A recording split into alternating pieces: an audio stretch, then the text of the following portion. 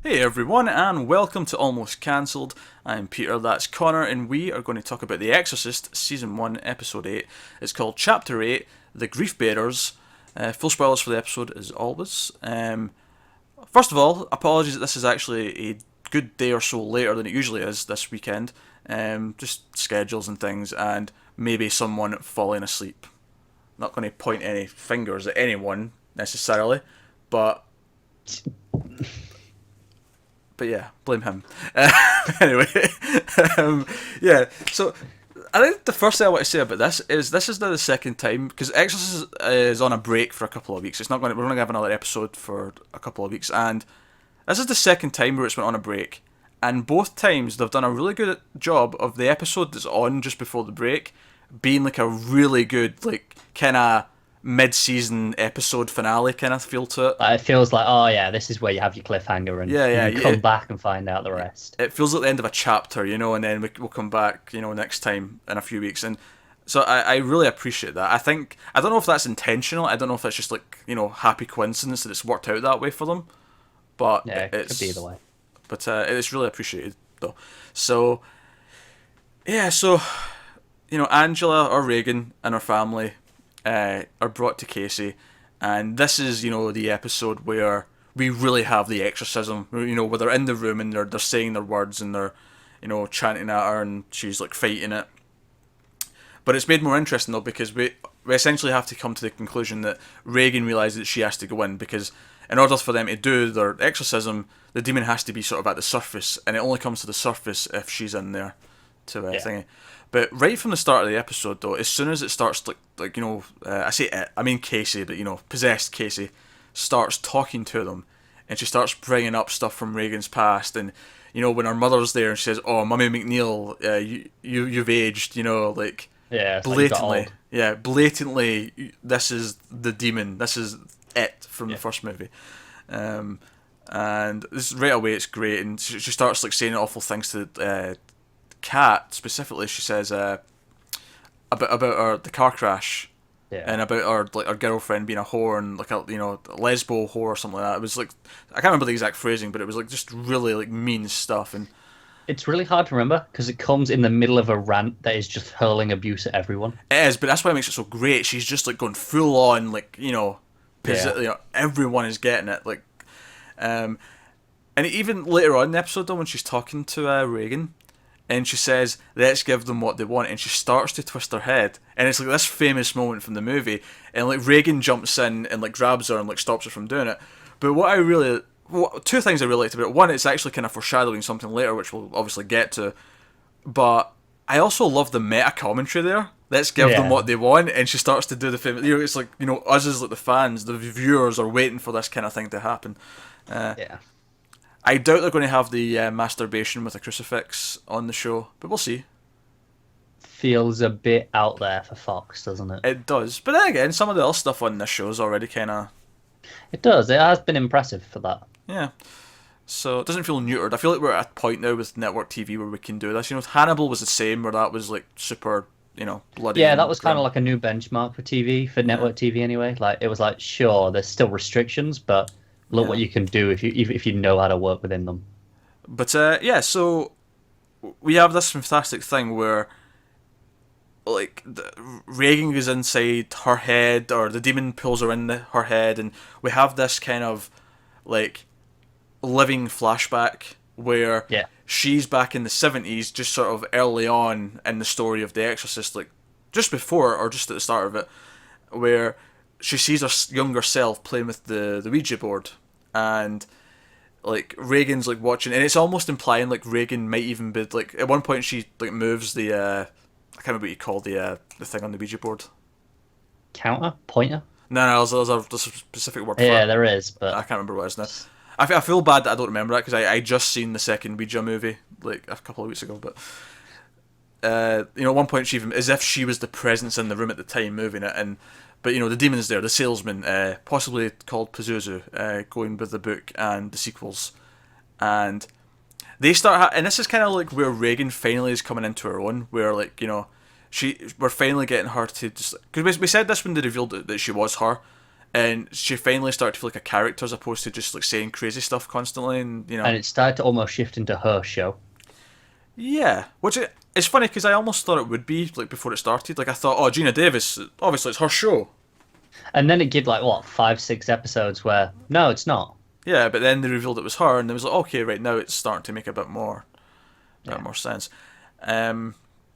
But we have this fantastic scene where the end result of it is the demon's like, you're special because you're the one who got away. Mm. You know? So I'm doing this to her to torture you. Like, this is all about you. This isn't about Casey. And it was a fantastic scene, and even like her mum coming down the stairs and looking at you know, they did a really good job of making it feel like the 70s, and like they were dressed the way they were dressed in the movie, and they had the hair, and It helped that they only had to shoot the one room as well. it definitely did, but the basement was something that was in that house in the movie, if I remember right. So it, you know, it all links in quite well.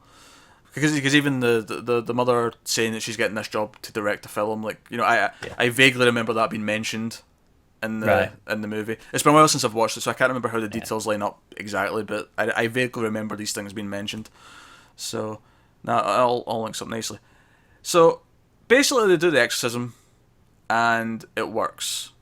And it's as it's happening, I'm thinking, right, it's episode 8, and presumably this has at least 13. You're going, where is it? Yeah, there's something, and the obvious thing is that the demon has jumped to someone else. But even before I start speculating about that, I'm really thinking, well, I heard the showrunners say in an interview that the idea with this show was to give them the familiar thing first, to give them the story about a girl who's possessed in a family, and the priests have to exorcise it, and that because that's the movie, that's what we're used to. But beyond that, it would open up and we'd get more interesting. So were you things. thinking maybe this is where it moved into the papal things? Yeah, it moved into that stuff a bit more maybe.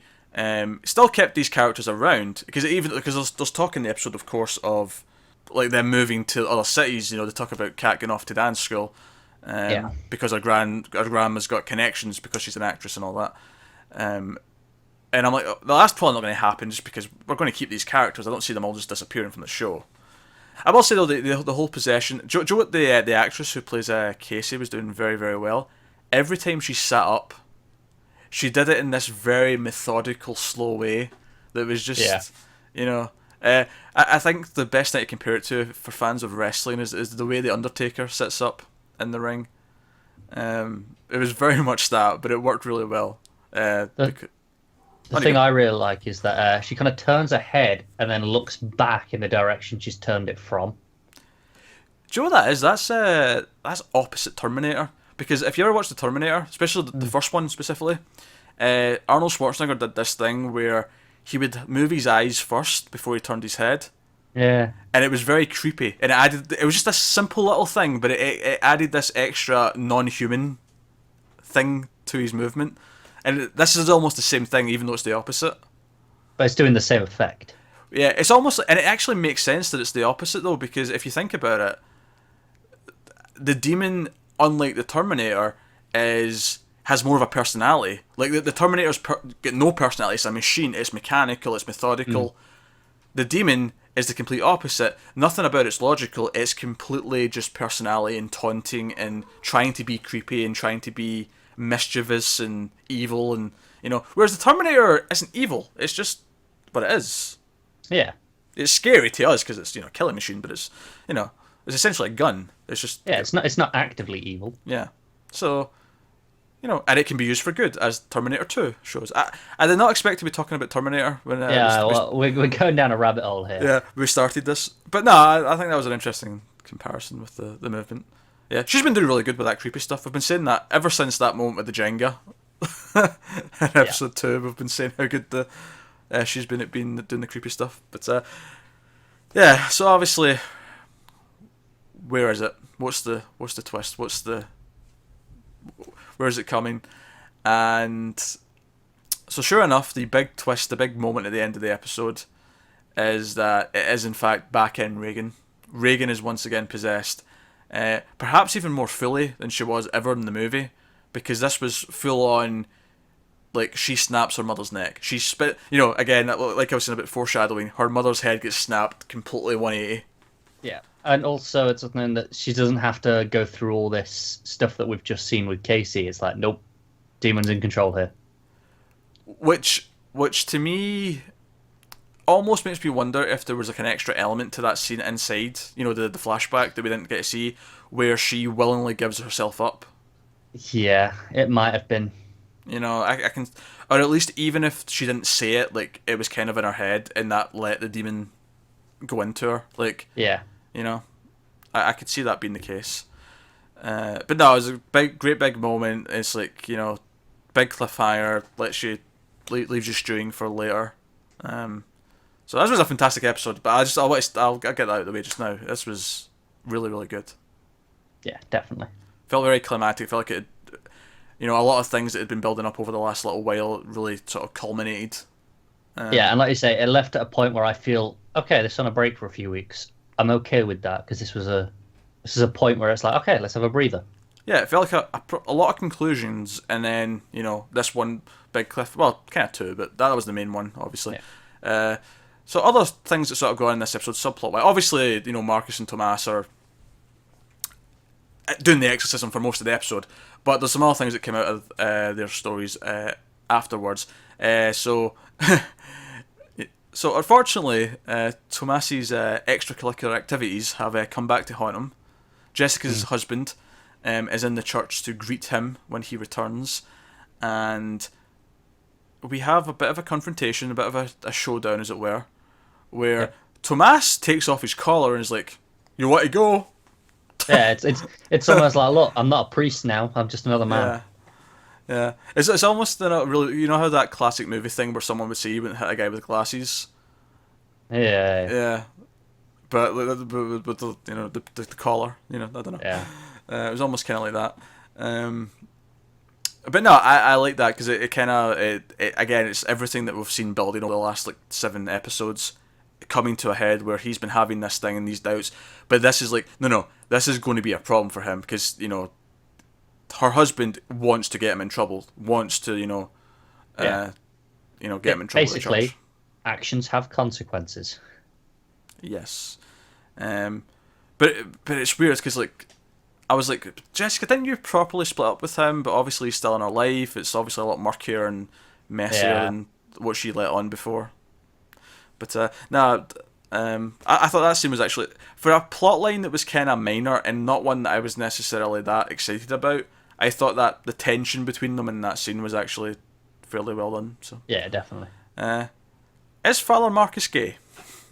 I think so. Yeah, that's at least the that's what I got. Which is, it's funny though, because maybe if I go back and watch the rest of the episodes, there'll be other little hints, but it really genuinely felt like he's having the beer with Tomas. Tomas leaves, and there's just this moment where he eyes up this guy, and I'm like, oh, this is interesting. Is this him because he's been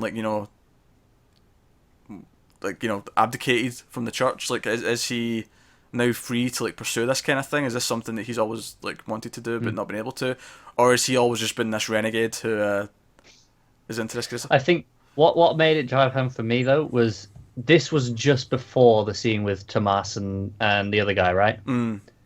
And in that scene, he says, "Oh, how all priests are homosexuals" or something like that. He makes a reference to it just after that scene. That did make me chuckle, actually. Yeah. Yeah. I like it though. I think for some reason I think it actually fits with Marcus's character perfectly.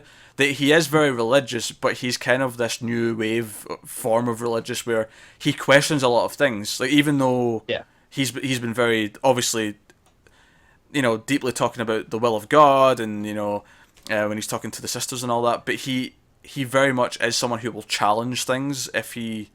It's So the idea that he's God doesn't care if I'm gay. If that's his attitude, I kind of buy that from him. Yeah, definitely, it makes sense. Yeah. So, unfortunately, the most depressing part of this episode is that the most badass priest on the planet, Father Bennett, has been taken out of the game. Look, we didn't see him dead just yet. Don't get me wrong, he is a badass. He took out 2 possessed people last week, and he, All right, but here's where I'm going. Why? Because it cuts away, right? And I don't think they Sure. do kill him because they want the names. That's the whole point of that scene is they go and tell us the names of these other priests and stuff. Well, So they're yeah, going to torture him. So he, maybe, come on, hanging out hope. maybe. See Okay, him resist some torture. okay, you might be right. That is definitely a possibility. But the way I kind of read it though when it happened was that he asked for the names, and it was almost like he just knew he wasn't going to give them, so he just ordered Yeah. the kill.